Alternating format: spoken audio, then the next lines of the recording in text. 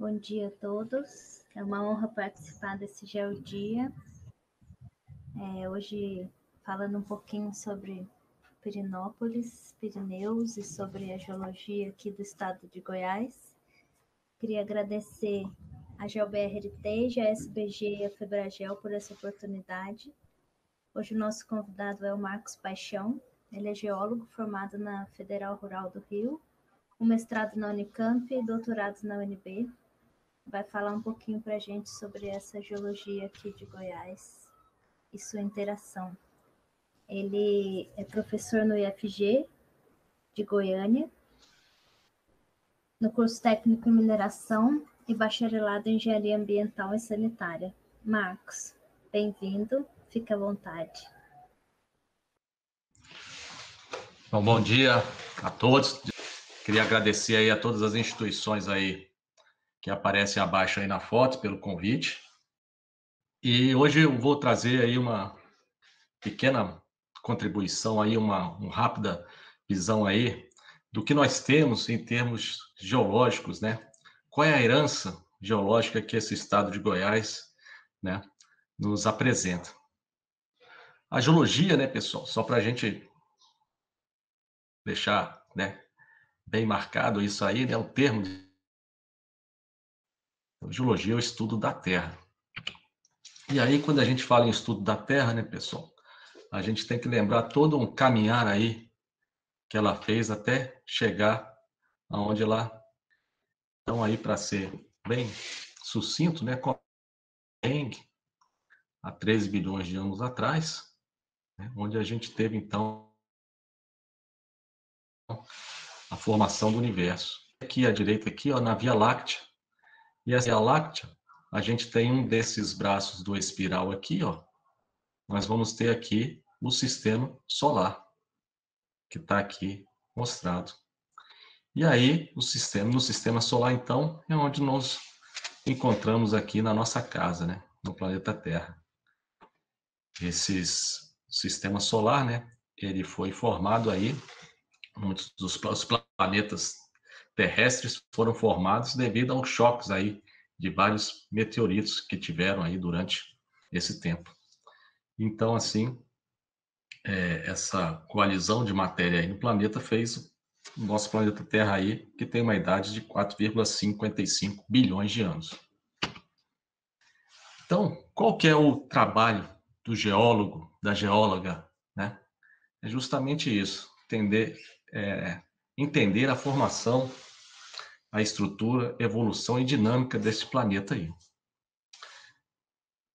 Então, a gente procura aí, como está o Sherlock aí, procura pistas para justamente tentar entender essa dinâmica aí. E aí, aqui eu faço alusão a 3 figuras aí do passado, que são aí o James Hutton, Charles Lyell e o William Smith. Esses dois aí, principalmente para um dos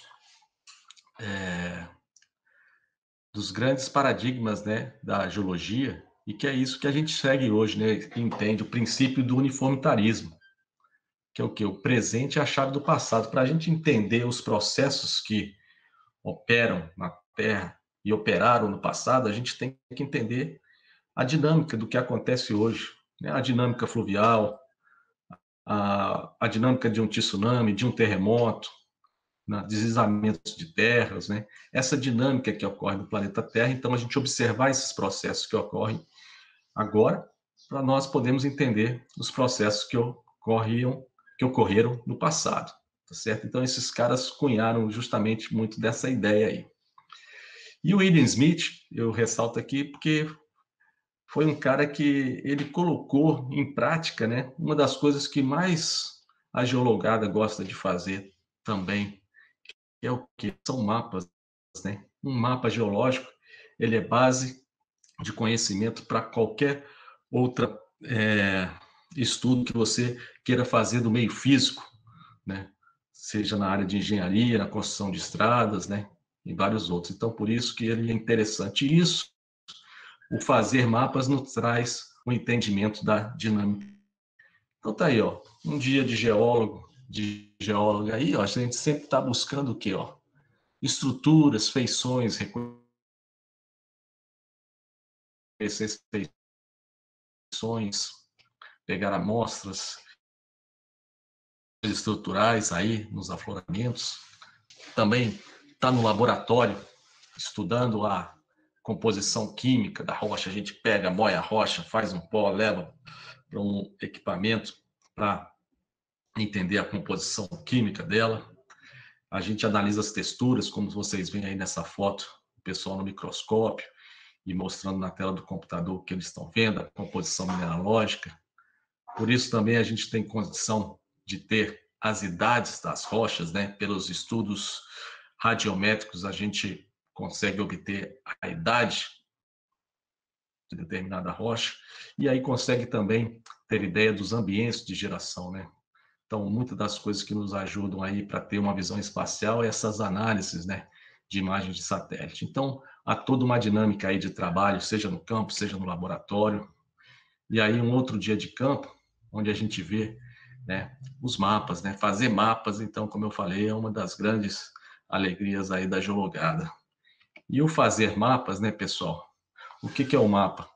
É um documento em 2D do que a gente vê na superfície terrestre aí.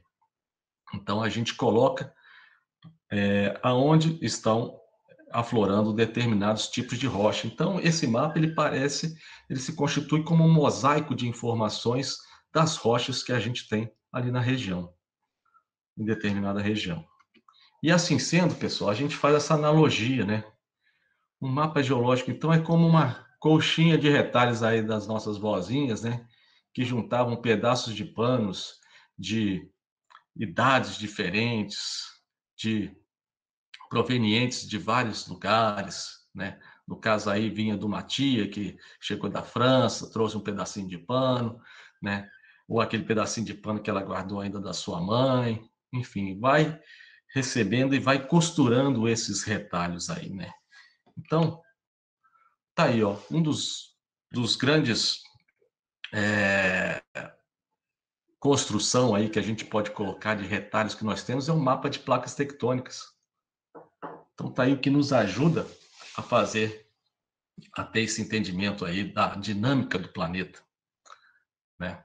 Então aí é um recorte das principais placas tectônicas, aquelas que fazem, que dão a dinâmica de movimentação dos nossos continentes, ok?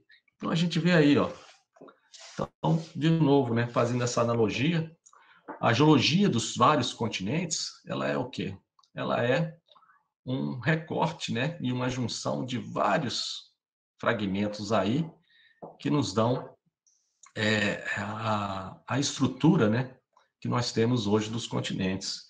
E isso aí é interessante porque quando a gente vai para o passado, a gente vê, olha aí, ó, que esses retalhos eram por vezes formando uma única colcha, tá certo?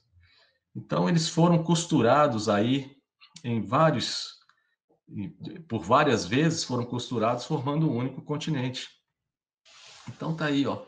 Este era o que a gente chama dos ciclos dos supercontinentes. E aí, como vocês veem nessa imagem, a gente identifica pelo menos 6 desses supercontinentes, começando lá atrás, ó, com o continente Ur, de 3 mil milhões de anos ou 3 bilhões de anos, né? E depois passando por vários desses outros aí supercontinentes, até chegar no último aí que a gente conhece, né, que é um Pangeia, né? O Pan, que quer dizer toda, todo, né? Geia, toda a Terra juntas, né? Então tá aí, vamos ver então como que Goiás estava aí, né, a geologia, qual é a herança da geologia de Goiás em toda essa história aí. Então tá aí, ó, se a gente pegar o mapa mundi e fazer um recorte de Goiás, olha só, tá aí nosso estado, e aí vocês veem vários mapas, né, neste mapa, que representa então terrenos, rochas distintas, com histórias aí diferentes que estão hoje aí todas costuradas, né? Então vamos desvendar um pouquinho aí do que seria, de uma forma bem simples, né? Do que se traz, né, de herança dessa geologia aí que formou a Terra. Então tá aí, ó. Ela nos dá pistas da evolução do planeta, né? A nossa geologia aqui de Goiás. Então nós vamos ver aí nas próximas imagens algumas informações relativas a esses temas aí, ok? Então vamos lá, começando então com as rochas contemporâneas de Ur, aquele primeiro continente lá há 3 bilhões de anos. Nós temos então representantes, né, contemporâneos desse tempo, que são representados aqui no estado de Goiás pelos terrenos arqueanos, tá certo? Esses terrenos arqueanos, como vocês veem aí na imagem da esquerda, a gente deu um zoom, são terrenos que vão ali, que saem aqui desde a cidade de Goiás Velho e se estendem ao norte até Crixás aqui, tá certo? Então aqui é onde a gente tem as rochas mais antigas aqui do estado de Goiás, que são de uma idade de 3 bilhões de anos, tá certo? Aqui, ó, nessa cor aqui do mapa, eles são o quê? São ortognáceos. E essas porções aqui, nessa coloração mais escura, é o que a gente chama de greenstone belts, ou seja, cinturões de rochas verdes. Então vamos ver aí, ó, como é que é isso. Tá aí, ó, uma imagem de um TTG, de um gneiss, né? Que é um TTG, vem da palavra tonalito trondigemito, gneiss. Então são essas rochas aí que afloram ali no Rio Vermelho, na cidade de Goiás, que tem idades de 3 bilhões de anos. E aí, como é que essas rochas afloram, né? Elas eram granitos intrusivos na crosta, e aí depois foram deformadas para ganhar uma textura gnáisica deformada. E depois, com o passar do tempo geológico, o material que tinha em cima dele na crosta foi removido, ou ele também pode ter sido alçado para níveis mais rasos por tectônica, mas mesmo assim o que estava em cima dele ainda foi removido. E aí essa remoção de material faz com que a rocha apareça e a gente consiga estudar, né? E olha que para ela fazer essa viagem lá do interior da crosta até agora aqui em cima, como eu falei para vocês, ela teve 3 bilhões de anos aí para isso. Um outro exemplar que está lá na região norte, em Crixás, são essas rochas aí que vocês veem à esquerda. E vocês veem aqui um contorno dela aqui, ó, mais ou menos aqui, ó, arredondado, tá certo? Olha aqui a outra aqui. Esses são o quê? São o que a gente chama de rochas lavas almofadadas. Hoje, fazendo o exercício que Hutton e Lewis sempre falam para a gente, vejam os processos que ocorrem no presente para vocês entenderem o passado. Hoje, graças a essa tecnologia aqui de submersíveis, nós conseguimos investigar profundidades no oceano e conseguimos reconhecer lavas sendo extravasadas no fundo oceânico, que tem essa forma aqui arredondada. Então, a partir disso, a gente consegue reconhecer que lá no Arqueano, algumas lavas dessas aí foram extravasadas sob a água, sobre o mar restrito, à época, quem sabe? Tá ok? Então, e aí o que é de interessante é que justamente nesses terrenos geológicos mais antigos de Goiás, também nós temos aí as cidades mais antigas de Goiás, que está aí Goiás, a cidade de Goiás, né? E a cidade de Pilar, ok? Com suas respectivas idades aí. Então, continuando aí a nossa viagem no tempo, né, pessoal? A gente tem aqui, ó, então, a gente pula aqui um pouquinho, né? Esses outros supercontinentes, e nós chegamos aqui, ó, no continente Rhodine aí, que se construiu entre uma das peças do que era esse. Tem aqui, ó, os estromatólitos. Estromatólitos em Goiás, que são dessa idade aí de 1 bilhão de anos, tá certo? O que são estromatólitos, pessoal? Estromatólitos são essas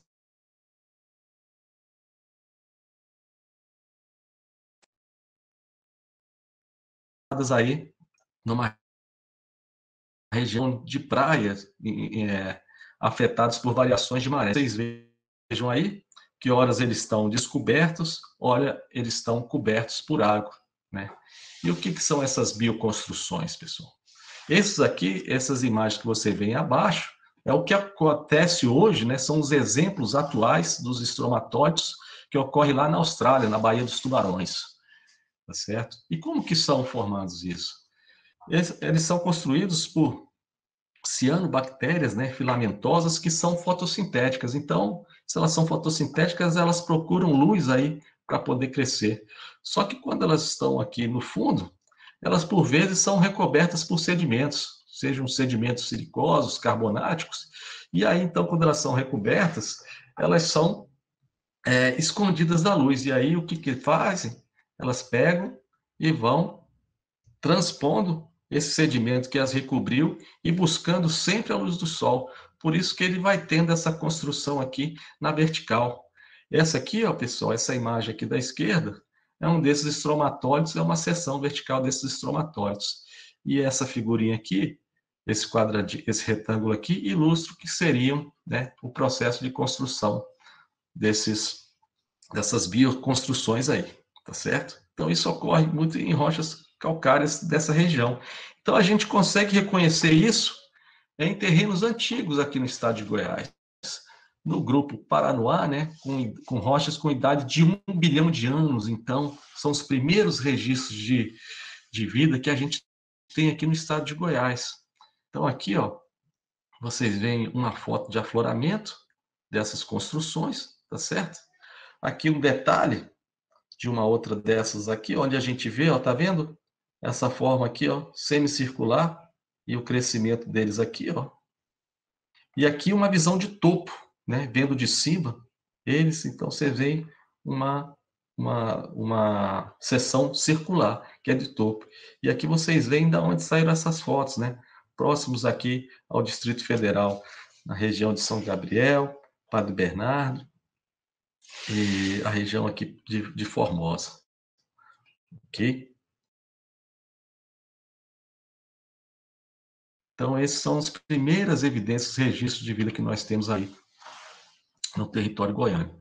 Depois a gente dá um salto aqui para tempos do Pangeia, onde a gente vai ter aqui os fósseis do Mesossauros brasiliensis, de 285 milhões de anos. O que era esse bichano aí? Está aí uma imagem de um fóssil que a gente tem até lá na escola, no IFG, tá certo? Então, ele era aqui, a espécie de um jacarezinho, né, que vivia em água doce, comedor de crustáceos dessas águas doces. E aí, ele é um dos fósseis, juntamente com outros, como aparece nessa figura da direita, que nos reforçam, então, a teoria da deriva continental, ou seja, esses continentes estavam juntos e, depois de um tempo, eles foram se afastando um do outro. Mas a descoberta de fósseis do Mesossauros na África e no Brasil, então, foi uma das evidências, então, para propor essa junção dos continentes e depois a deriva entre eles, tá certo? Tivemos gelo aqui em Goiás também, olha só, nessa época aí, então, nós temos os registros, né, rochas que nos registram essa atividade glacial aí, glaciação marinoana, é o nome dela, com a idade aí entre 645 e 635 milhões de anos. Então, olha só, essa foto que aparece aqui à direita é o que a gente chama de diamictito. Então, o diamictito é uma rocha que ela tem aqui uma matriz bem fina, argilo-siltosa, que sustenta fragmentos maiores aqui de rocha. E como que essa rocha é formada? Se a gente vê aqui, esses icebergs aqui, alguns deles vocês veem que têm um material mais escuro também, vão ter fragmentos de argila e outras rochas. E aí, quando esses fragmentos eles começam a derreter, eles começam a soltar esses fragmentos, esses detritos, eles começam a assentar no fundo, tá certo? E depois da passagem do tempo geológico, esse fundo aqui vai se transformar em rocha com um aspecto desse que é mostrado aqui na imagem, ok? Esse é um dos processos de formação de diamictitos. Existem outros processos também para a formação dessas rochas. E aqui, as localidades onde a gente tem essas evidências aí, desses diamictitos. E aí, pessoal, nós temos também os vestígios da formação do sistema solar aqui no nosso estado, tá certo? Representado, então, pelo meteorito de Sanclerlândia. Tá ele aí, ó, um meteorito composto de ferro e níquel, tá certo? Que pesa 279 quilos, está lá exposto no Museu de Geociências da UNB, que foi uma descoberta feita durante trabalhos de graduação dos alunos, isso em 71, né, onde orientados pelo professor Marcelo José Ribeiro. Então, foi descoberto esse meteorito aí. Né? Meteoritos, então, são esses testemunhos da formação do nosso sistema solar, né, pessoal? E aí, a gente, finalizando, então, a apresentação, a gente tem que falar da riqueza mineral que ocorre em Goiás, tá certo? E essa riqueza mineral, pessoal, ela vai passar, ela é herança de todo um ciclo desses vários idades aqui, onde a gente vê a formação desses supercontinentes, tá certo? Então tá aí, ó, só para a gente ter a ideia espacializada da onde ocorrem os principais commodities minerais no estado de Goiás, eles estão aí representados, né? Então, vocês veem aqui, ó, nós falamos de Crixá, Pilar, Goiás, Faina, os terrenos mais antigos, as mineralizações estão as mineralizações de ouro, tá certo?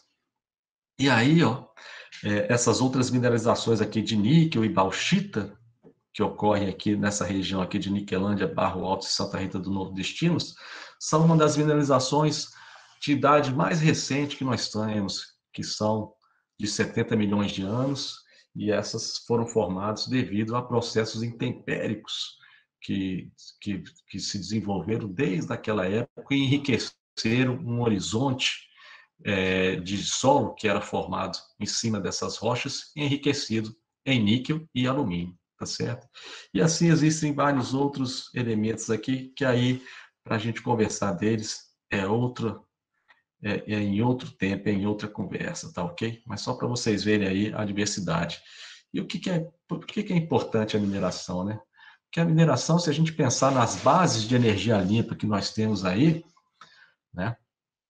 Seja ela eólica, seja ela solar, a base de construção dela é a partir dos elementos químicos, e esses elementos químicos são provenientes de minerais e rochas, né, que precisam ser extraídos.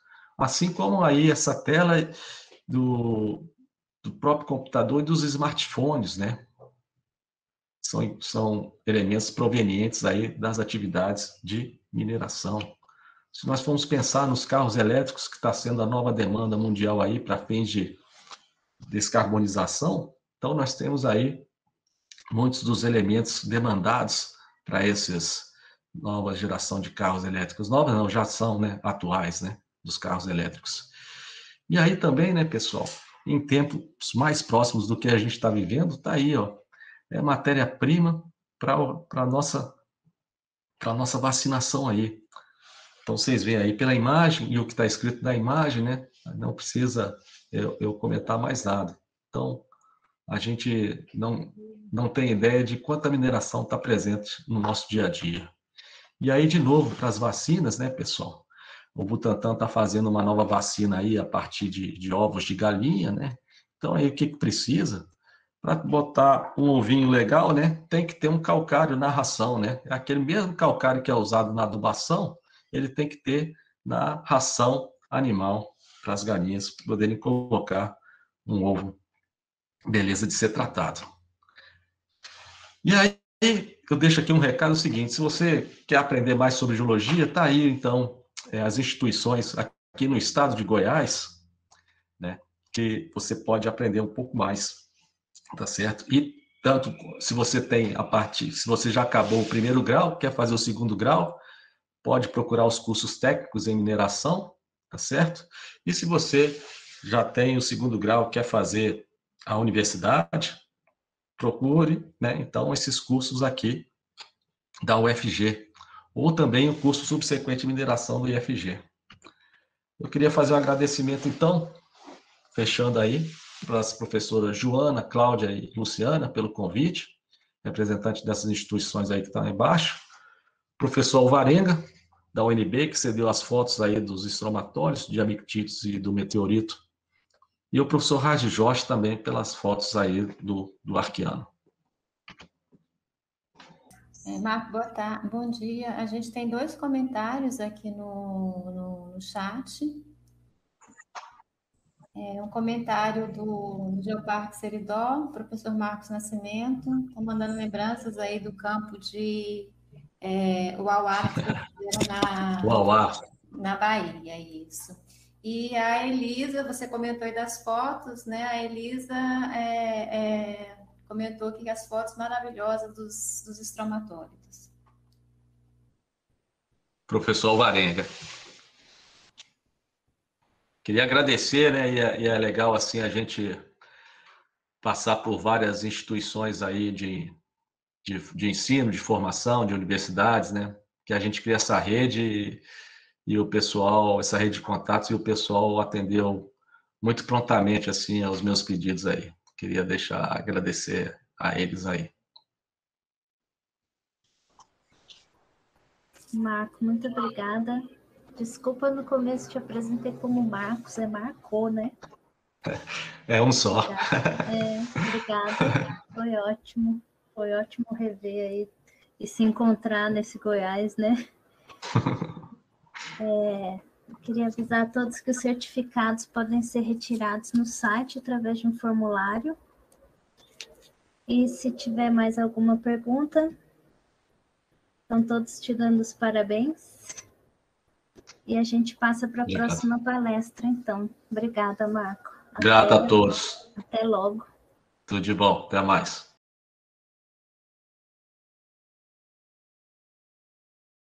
E agora a gente dá sequência com o Nicodemos Pirineus.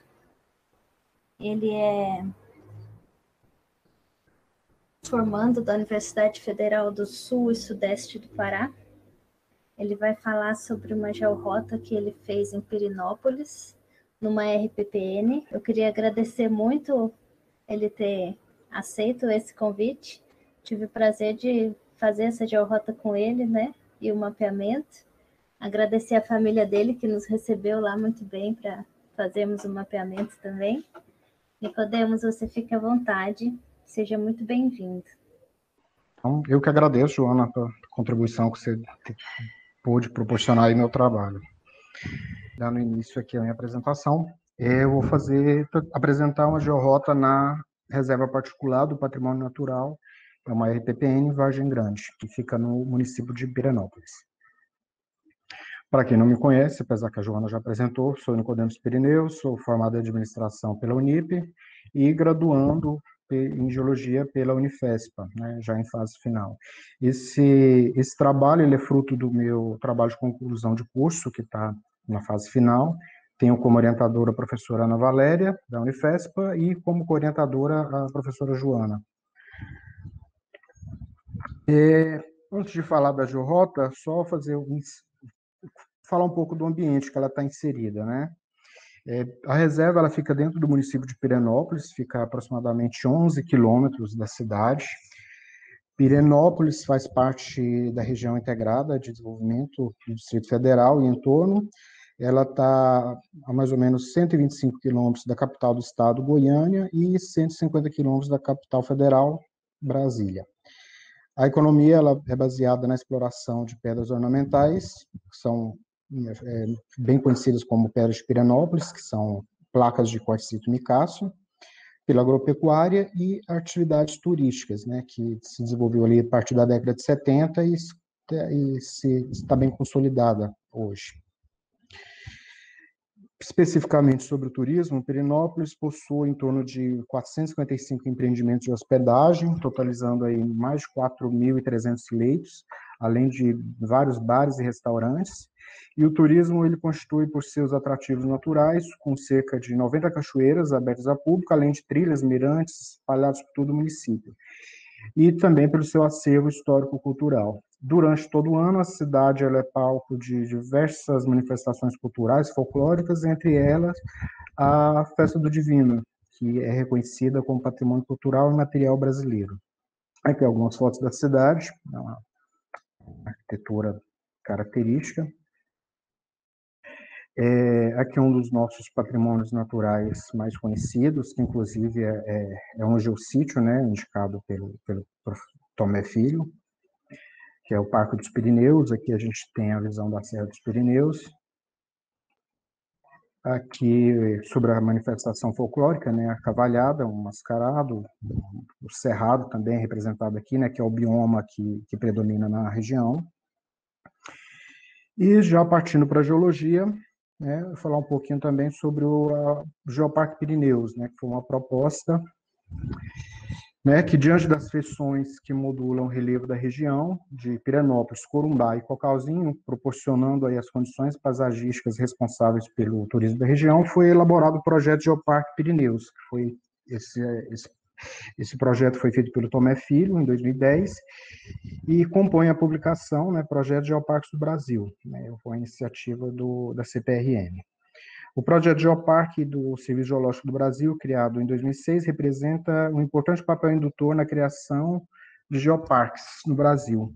Este projeto tem como premissa básica a identificação, levantamento, descrição, diagnóstico e ampla divulgação de áreas com potencial para futuros geoparques, incluindo inventário, quantificação de geossítios que representam parte do patrimônio geológico do país. E nesse projeto, né, Tomé, ele selecionou ali 20 geossítios, né, para ter dentro desse geoparque, e um desses geossítios, é o geossítio 13, que foi colocado lá como Cachoeira do Lázaro, está justamente nessa área que eu vou apresentar agora. Então, partiu dessa premissa, né, do projeto Geoparque, a gente resolveu dar continuidade ali e desenvolver essas georrotas dentro da reserva. A reserva, ela é uma reserva, uma RPPN, né, ela foi fundada em 1996 por 4 irmãos e que tinham interesse de explorar o ecoturismo na região, a partir das cachoeiras ali presentes, né, que são a Cachoeira do Lázaro, a Cachoeira Santa Maria e, posteriormente, a Cachoeira Véu de Noiva, todas localizadas no Ribeirão do Inferno. E, além disso, a instalação visava a preservação do cerrado de altitude, né, que é um bioma raro no Brasil. Aqui a gente tem as principais atrativos, né? A primeira, a Cachoeira do Lázaro, a Cachoeira Santa Maria e a Cachoeira Véu de Noiva. A reserva, ela é bem estruturada, né? Como eu falei, ela está aí há 25 anos já desenvolvendo o turismo, né?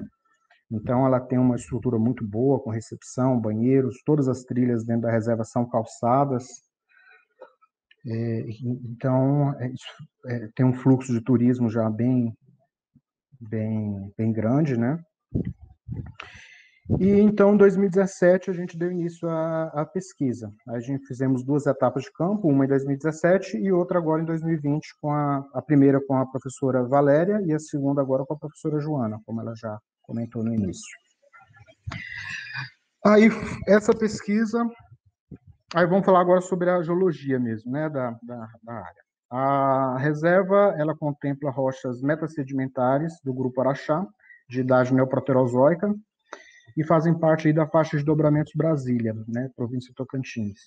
As principais litologias encontradas são granada moscovita xisto, quartzo moscovita xisto, moscovita quartzito e quartzito. O principal atributo da área é a geologia estrutural, né? Para quem não conhece, é a área da geologia que estuda o formato dos corpos rochosos, sua distribuição espacial e os processos de deformação que produzem as estruturas geológicas. E com isso a gente traçou a primeira georrota, que é a Georrota das Cachoeiras. Nessa georrota a gente tem 5 locais de interesse geológicos principais. Ela tem um percurso total de aproximadamente 5 quilômetros. Esse trajeto ele se inicia no estacionamento, né, o percurso por todas as cachoeiras e o retorno ao estacionamento. Todas as trilhas são calçadas, né, então é uma caminhada de leve a moderada, porque tem alguns trechos que é uma subida mais acentuada, e são trilhas já abertas ao turismo. Aqui a gente tem um mapa da reserva, que mostra bem com a espacialização, né, dessas trilhas e o local da cachoeira, tem a recepção aqui no início, e a gente sobe, vai em direção ao norte até a última cachoeira, passando pela Santa Maria e Véu de Noiva e alguns geossítios que a gente encontra no percorrer da trilha. Essa georrota, né, ela fazendo esse passeio com essa visão geológica de geoturismo, ela já se inicia assim que a gente sai do estacionamento. Tem um lajedo, onde passa um córrego com o nome Lajinha. Nesse local, a gente consegue fazer uma introdução à geologia do local, falar um pouco sobre as rochas que existem no local, sobre intemperismo, sobre os processos erosivos, né, que modulam ali o relevo. Nesse local tem algumas marmitas, que são buracos, né, que são formados pela erosão da água. Né, o turista ele tem a oportunidade de tomar banho nessas marmitas. É um local bem agradável, inclusive. Seguindo pelas trilhas, né, como já mencionei, todas calçadas, a gente chega à Cachoeira do Lázaro. A Cachoeira Santa Maria. A Cachoeira Santa Maria ela está localizada numa falha geológica, né, onde a gente tem aí a frente da falha, nessa escapa, onde ocorre a cachoeira. Ela tem um poço muito grande, um banco de areia também bem grande, então dá conforto para o visitante. Nesse paredão, né, que a gente pode observar aí na foto, a gente também consegue ver as estratificações, né, as camadas da rocha, e começa a melhorar, né, a compreensão sobre a geologia do local. Aqui algumas fotos retiradas do Instagram da cachoeira. A primeira ali a gente vê a lajinha, né, aquele primeiro ponto. Pode observar ali algumas marmitas, né, aqueles buracos. A segunda a gente consegue ver uma dimensão boa do espaço da cachoeira, né, essa praia que é natural, inclusive, né, esse banco de areia que é formado. Aqui a Siriema, que está sempre lá junto com os turistas, né, que é praticamente a guardiã ali do local. E aqui outras fotos, né, variadas, mostrando a beleza, né, principalmente a beleza cênica que tem ali no local. Seguindo adiante, a gente passa por mais um geossítio, que seria o do Cascalho de Granadas. Nessa trilha, onde atinge as cotas topográficas mais altas, a gente passa por um local onde ele é coberto todo por esse mineral, quase que exclusivamente por esse mineral, né, que se chama granada. Ela está bastante alterada já, então ela tem aí uma cor marrom, ela quase que fosse uma bolinha que a gente vê, né, bem pequena. E é uma faixa bem extensa, que ela vai até além dos limites da reserva, inclusive. Sua ocorrência se dá pela lixiviação dos minerais micáceos da rocha-fonte, provavelmente um granada muscovita xisto, e esses minerais mais suscetíveis aos fatores intempéricos são transportados pela água, né? No caso, os minerais micáceos. E a granada, por maior resistência e densidade, ela permanece ali no local e foi sendo depositada, sendo acumulada, né, ao longo do tempo geológico e em forma de sedimento. Aqui a gente pode observar a granada na rocha, fonte mesmo, né? E essa granada, por ela conter muito ferro, e ficou ali exposta, ela sofreu um processo de oxidação e formou ali alguns aglomerados, né? Alguns blocos de rochas compostos exclusivamente por granada. Uma curiosidade ali do local é que as formigas utilizam dessas granadas para construir seus formigueiros. Então, é comum, se a gente observar, né, tiver ali o critério para observar, a gente encontrar esses formigueiros todos de granada. Aí, seguindo mais adiante um pouco na trilha, a gente tem o geossítio de Múlions e Dobras. Múlions são estruturas lineares de geometria meio cilíndrica. Nessa imagem a gente já consegue observar essas estruturas, né, são compostas praticamente de quartzito, né? A gente pode assimilar o seu formato ao de uma baguete, né? Que ela varia ali o tamanho, mas sempre essa forma cilíndrica. Aqui a gente tem uma rocha exposta, né, por uma fratura, a gente consegue ver também esses muros, eles estão um pouco mais achatados nesse local, mas estão bem visíveis ainda. Aqui um também cortado, a sua direção, a sua estrutura principal cortada, né, por uma falha. A gente consegue também observar o formato arredondado deles, né, cilíndrico. Aqui a professora Valéria, que é ao lado de um exemplar também muito bem formadinho ali, muito bem bonito, né, inclusive. E a parte de dobras agora, que também está nesse mesmo local. Eu destaquei, né, essa dobra que ocorre no vale, na falha que ocorre ali naquele local, o encaixante do rio. E ali a gente é possível observar dobras de várias classificações, mais fechadas, mais abertas. Então, aqui a gente tem uma um pouco mais fechada, mais aberta, desculpa. Aqui a gente já tem um exemplar bem mais fechado, né, o ângulo entre os flancos dessas dobras. Então, a gente tem uma variedade muito grande de dobras nesse local. E, ao final dessa trilha, a gente chega na Cachoeira Véu de Noiva. A Cachoeira Véu de Noiva ela ocorre no plano da foliação das rochas ali no local, e depois da queda, ela é encaixada, tem um cânion, né, ali encaixado dentro de uma falha. Na parede desse cânion é possível ver ali as estruturas de mullions. Aqui alguns turistas na cachoeira. E por final, avança mais um pouco na trilha, a gente chega à Cachoeira do Lázaro, que é o nosso melhor geossítio ali, o mais interessante, né, geologicamente. A Cachoeira do Lázaro, ela possui aproximadamente 40 metros de altura, ocorre ao flanco de uma grande dobra geológica, marcada por estruturas lineares em quartzito em forma de bastão, com cerca de 3 centímetros de diâmetro e centenas de metros de extensão, que são denominados rods. Esses são orientados paralelamente ao eixo da dobra, e essas estruturas em bastão são resultados de fluxo flexural, onde os flancos são cisalhados.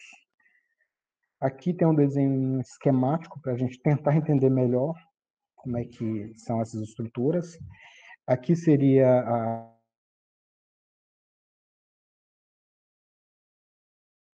ela percorre ali o flanco da dobra, e os rods ali, que são aqueles bastões que estão ali paralelo ao eixo da dobra.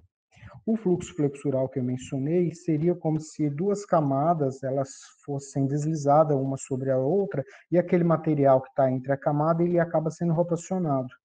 E essa rotação faz com que a rocha ali presente adquira esse formato cilíndrico, né? E vai ali por uma faixa muito grande. Então toda essa cachoeira ela é formada por essas estruturas, tudo muito bem marcado nela. Aqui alguns blocos que estão ali próximo à cachoeira, que a gente consegue ver essas lineações. Aqui também mostrando em detalhe essas lineações. Aqui, isso lá está bem do lado da cachoeira.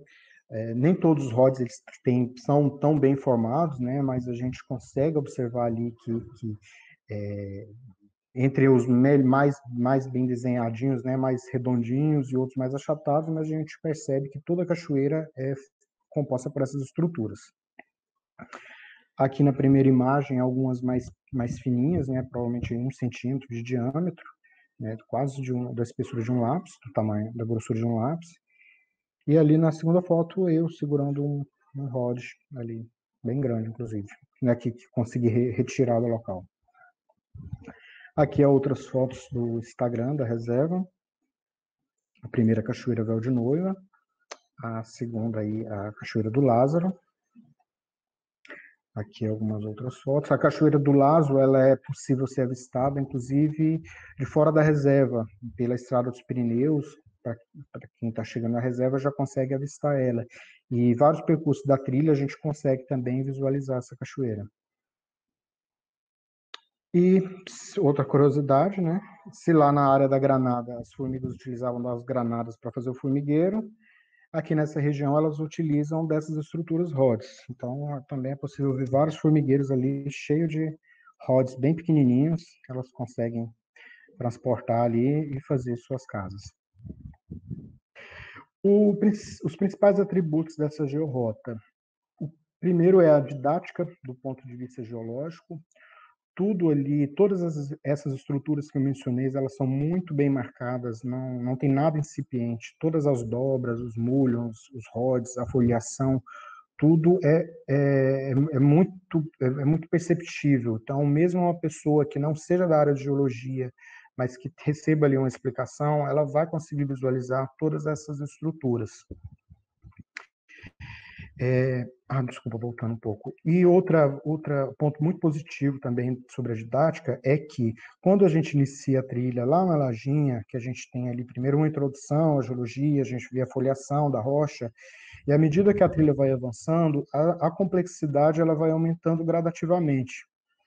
Então, aquele turista, aquele visitante que tiver ali, que não tem um conhecimento prévio de geologia, ele vai sendo absorvendo as informações aos poucos, né? Então isso facilita muito na compreensão daqueles processos, né, transformadores ali que deixou aquelas rochas estão ali como são hoje. E até que o final chega ao ápice ali, que é a Cachoeira do Lázaro, que é o nosso geossítio mais interessante, né, mais rico. São todos de grande beleza cênica, tanto as cachoeiras quanto a trilha, o cerrado, a geomorfologia, tudo ali é de grande beleza. São trilhas bem estruturadas, né? Todas calçadas, crianças, pessoas mais idosas conseguem fazer esse trajeto. E ela é de interesse de todos os públicos. Mesmo aquele turista que não tem interesse em receber informação, ele está ali exclusivamente a passeio, ele vai acabar se nutrindo ali das informações geológicas, né? É a cachoeira que vai estar ali mostrando isso para ele. Então, ela é uma trilha, né, que vai atender ali todos os públicos. E aquele até o geólogo mesmo, né, que for ali visitar, ele vai estar ali num paraíso também de estrutural, né, com dobras e deformações de vários tamanhos e formatos. Então, a gente pretende colocar algumas placas com informações geológicas em alguns pontos estratégicos da reserva, né? A exemplo dessa que já se usa lá para localização, né? Sempre com uma informação bem enxuta, bem direta, para que todo mundo possa ler e ter compreensão daquilo que está contido, né? Daquela informação que a gente pretende transmitir. A exemplo, a gente pode pensar em utilizar esse tipo de modelo de placa, né? Que é utilizado na Europa, aqui no Geoparque Sobrab, onde a placa ela não atrapalha a visão do visitante, né? Ele consegue enxergar a paisagem e tem ali a placa à altura de 1 metro, 1,20 m, na altura da cintura, contido ali as informações. E a gente vai agora para uma segunda georrota, que seria uma georrota de geoturismo científico.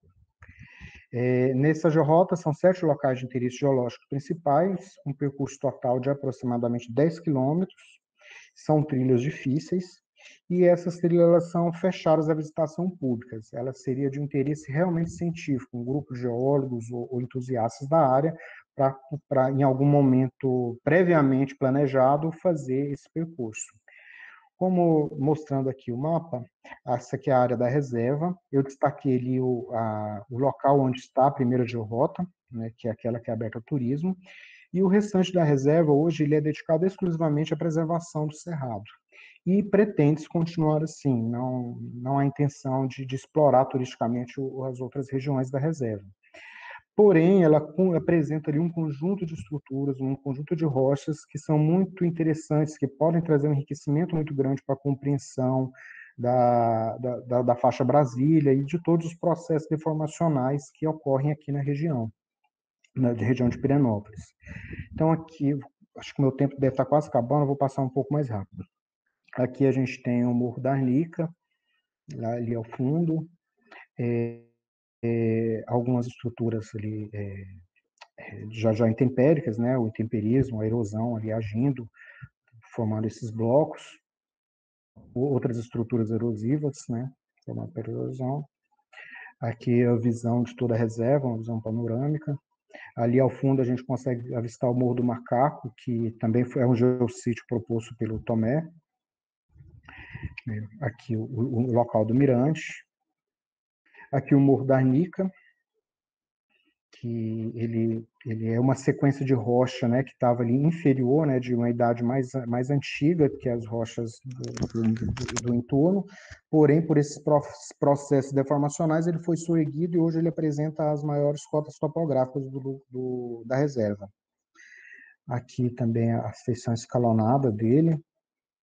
E mesmo com toda essa deformação que a gente já viu que ocorreu no local, ele ainda preserva das estruturas primárias, né, lá da sedimentação ainda, de quando isso tudo era uma bacia sedimentar. Aqui a gente pode ver um conglomerado. Aqui exemplos da vegetação, né, que é bem excêntrica. A professora Valéria, do lado da Arnica, que dá nome ao morro. Aqui outra visão panorâmica do local. Em outro ponto também a gente consegue ver o que seria já foi um dia, né, um fundo de um canal, provavelmente. Esse local necessita de mais estudo para trazer melhor compreensão, mas a gente consegue ver ali um conglomerado. Porém, esse conglomerado já foi deformado e todos os seixos estão ali todos alongados, né, com a mesma orientação. Esse da direita, inclusive, além de deformado, alongado, foi ainda fraturado. Aqui outras dobras que tem no local. Essa dobra exclusiva, ela tem dois eixos, dois planos axiais, um perpendicular ao outro. A gente está vendo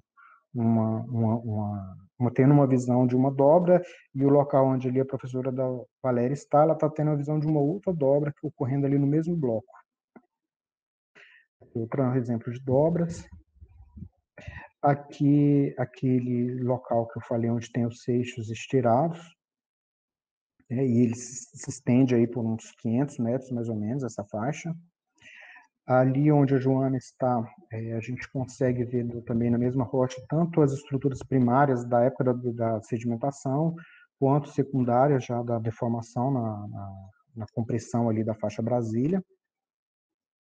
Aqui no topo da cachoeira, onde a gente tem ali os elementos, todos os elementos da dobra, né? A charneira, o flanco norte e o flanco sul são bem visíveis. Aqui também, ali eu estou posicionado exatamente na charneira dessa dobra, no topo da cachoeira. Na segunda foto já estou em outro local, no flanco da dobra. Tem até um detalhe ali para os rods, né, que são contidos ali em todos esses planos. E os principais atributos dessa georrota é justamente o valor científico que contém nela, né? Necessita se aprofundar mais no conhecimento ali da região e pode trazer uma contribuição muito grande para o conhecimento da própria faixa Brasília. Também de grande beleza cênica, né? E, como eu já falei anteriormente, ele somente para um público selecionado, essa georrota. Então, nesse contexto, pretende-se fazer a inclusão de georrotas e geossítios na reserva Vargem Grande, como adendo ao projeto Geoparque Pirineus, considerando, para tanto, os aspectos mineralógicos, litológicos e estruturais da área em apreço. Além disso, pretende atender a crescente interdisciplinaridade e preocupação com o meio ambiente, promovendo a educação em geociências e a importância da conservação do patrimônio geológico em geoparques. Aqui algumas bibliografias que eu utilizei. Um agradecimento aqui à Unifespa, né, que é a universidade que eu estudo, à UFG, né, que me deu apoio aí, em nome da Joana, principalmente, à Faculdade de Geologia, à Reserva Vargem Grande, né, que me deu as condições de fazer esse trabalho, e à organização do evento. Então, todos eles. E é isso, gente. Bom, nós temos várias questões, né, vários comentários no chat, parabenizando pela apresentação, pelos modelos tridimensionais que você usou. E eu vou colocar, então, são três questões. A primeira é da Maria da Glória Mota Garcia. Ela pergunta se essa georrota já está sendo feita com turistas. Então, ela é feita, o turista ele já tem acesso a essa georrota, mas ela ainda não tem indicativos sobre o patrimônio geológico. Hoje o turista ele vai lá, ele desfruta da cachoeira. Tem ali um estudo também florístico que foi feito, né? Esse estudo em si ele já está sendo contemplado, mas a reserva ainda não tem essas placas. Há alguns guias da cidade que eu tive a oportunidade de fazer algumas guiagens com guias, né? Com esse contexto geológico, e algum deles já fazem ali a inserção, né, da geologia ali no trajeto. Mas o turista, ele ainda necessita ainda, né, como eu falei, né, durante a palestra, de colocar ali alguns informes durante o percurso. Tem uma outra pergunta, desculpa, eu esqueci de acionar o microfone. Problema. A pergunta é da Marinalda Salles de Souza, né? Ela dá bom dia e pergunta como fazer contatos para uma visita nessa rota apresentada. Então, a primeira rota, ela está aberta, é só entrar em contato com a cachoeira, tem o Instagram, se não me engano, a Cachoeira do Lázaro, o Instagram, e a primeira rota, ela está ali disponível já. Né? Para ter as informações geológicas, seria interessante contactar alguns guias da cidade, que a própria reserva pode indicar. Já a segunda georrota, essa já talvez entrando em contato comigo ou com a Joana, inclusive, né, que a gente pode se comunicar, e talvez ali no futuro a gente organizar melhor. Essa, inclusive, ela precisa ser melhor desenvolvida, né? Eu apresentei, mas para mostrar a relevância do patrimônio ali, mas ela precisa ser melhor desenvolvida. Até por questões de segurança, né? A gente pretende fazer todo esse trajeto e voltar para casa com segurança. Okay. E a última pergunta é do Geoparque Seridó. Se já pensaram em fazer de maneira remota essa georrota para usar nesse momento de pandemia e como divulgação, incentivando as pessoas a irem quando possível? Olha, confesso que eu não tive essa ideia ainda não. Tá me dando start nela aqui agora, né? Talvez a gente proporcionar aí, elaborar para que né, aqueles elementos sejam ali transmitidos de forma online. Vou trabalhar a ideia, né? Mas não tinha pensado ainda não.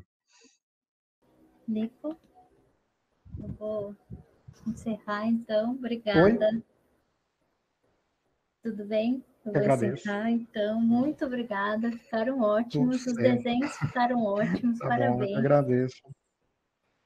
E vamos fazer Olha. essa rota tridimensional, sim. A gente Bom, tem gostaram e espero equipamento que tenha para sido isso. claro, né? Porque não é muito simples ali, não. Nem um pouco.